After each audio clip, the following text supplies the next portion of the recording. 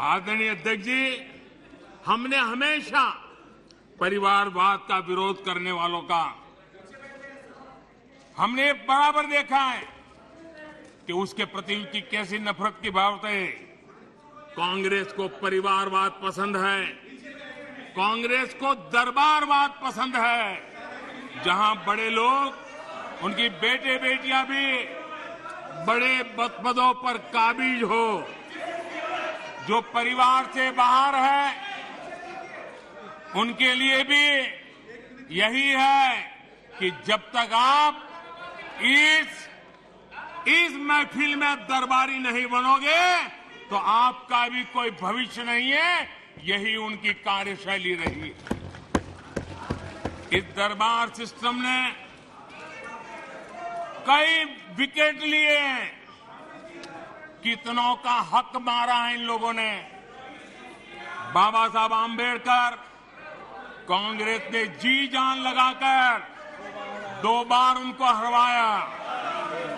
कांग्रेस के लोग बाबा साहब आंबेडकर के कपड़ों का मजाक उड़ाते थे।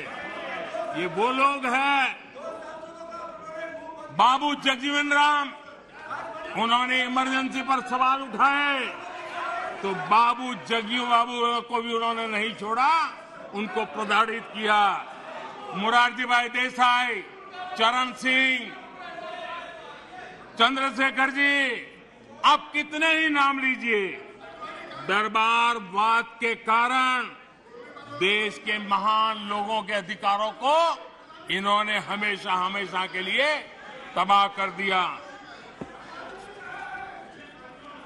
यहां तक कि जो दरबारी नहीं थे, जो दरबारवाद से जुड़े नहीं थे, उनके पोर्ट्रेट तक पार्लियामेंट में लगाने से इनको झिझक होती थी।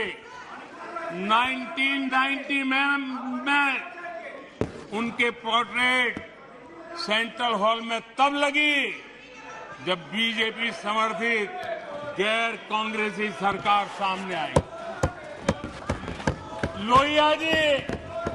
लोहिया जी की पोर्ट्रेट भी संसद में तब लगी जब 1991 में गैर कांग्रेस सरकार बनी। नेताजी की पोर्ट्रेट 1978 में सेंट्रल हॉल में लगाई जब जनता पार्टी की सरकार थी। लाल बहादुर शास्त्री और चरण सिंह, उनका पोर्ट्रेट भी 1993 में गैर परिवार की सरकार में लगा।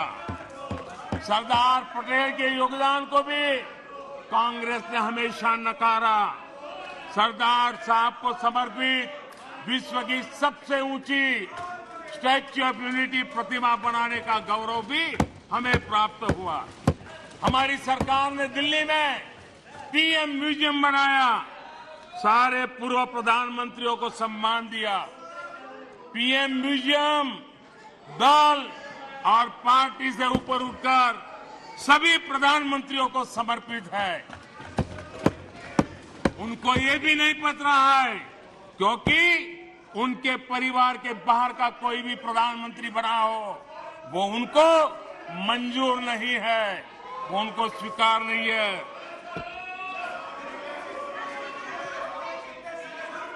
आदरणीय अध्यक्ष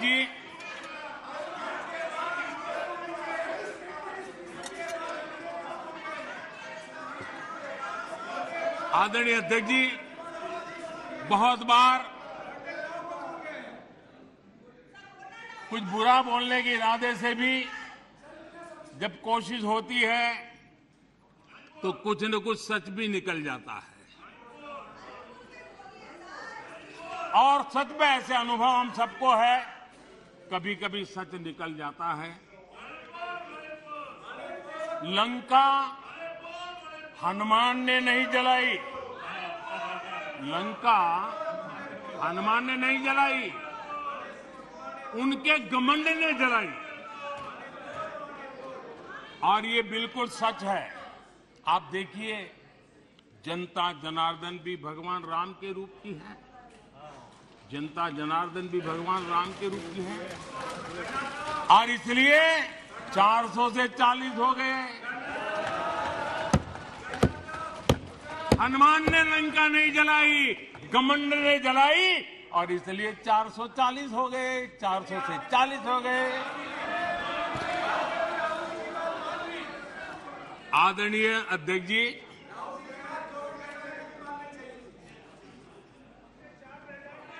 सच्चाई तो ये है, देश की जनता ने दो बार 30 साल के बाद पूर्ण बहुमत की सरकार चुनी, लेकिन गरीब का बेटा यहां कैसे बैठा?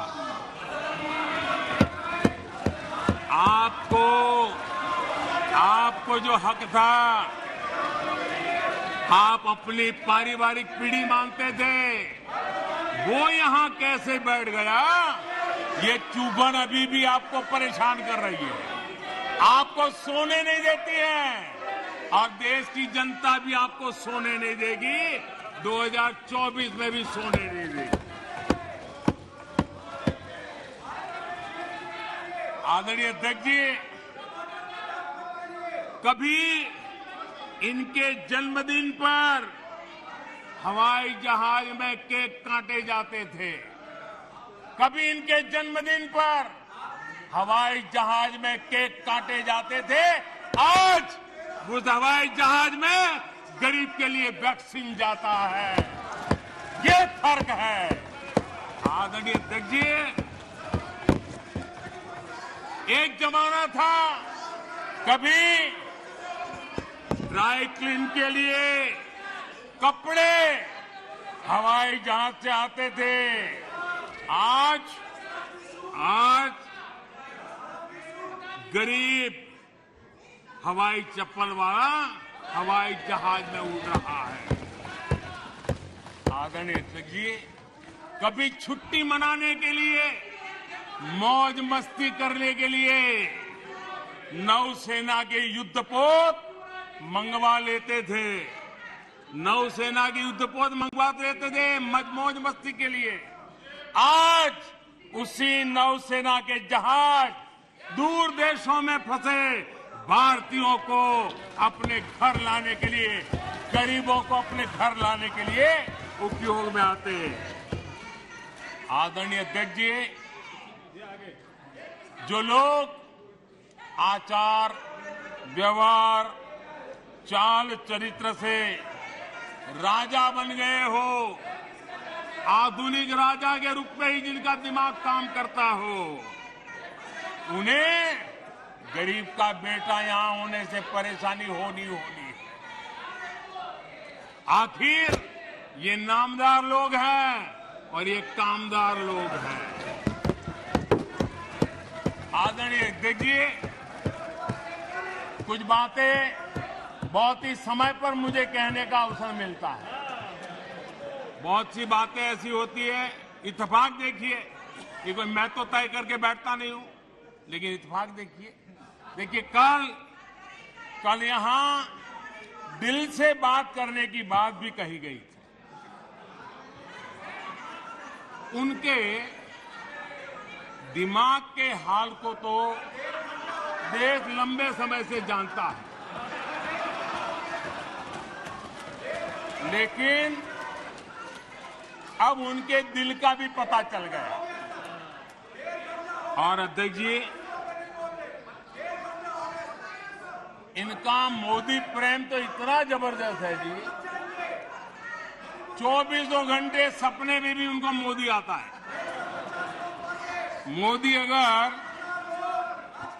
भाषण करते समय बीच में पानी पिए तो ये कहते हैं, अगर पानी भी पिया तो ये सीना तान के कहते, देखिए मोदी को पानी पिला दिया। अगर मैं गर्मी में कड़ी धूप में भी जनता जनार्दन के दर्शन के लिए चल पड़ता हूं, कभी पसीना पोंछता हूं, तो कहते हैं देखिए मोदी को पसीना ला दिया। देखिए इनका जीने का सहारा देखिए।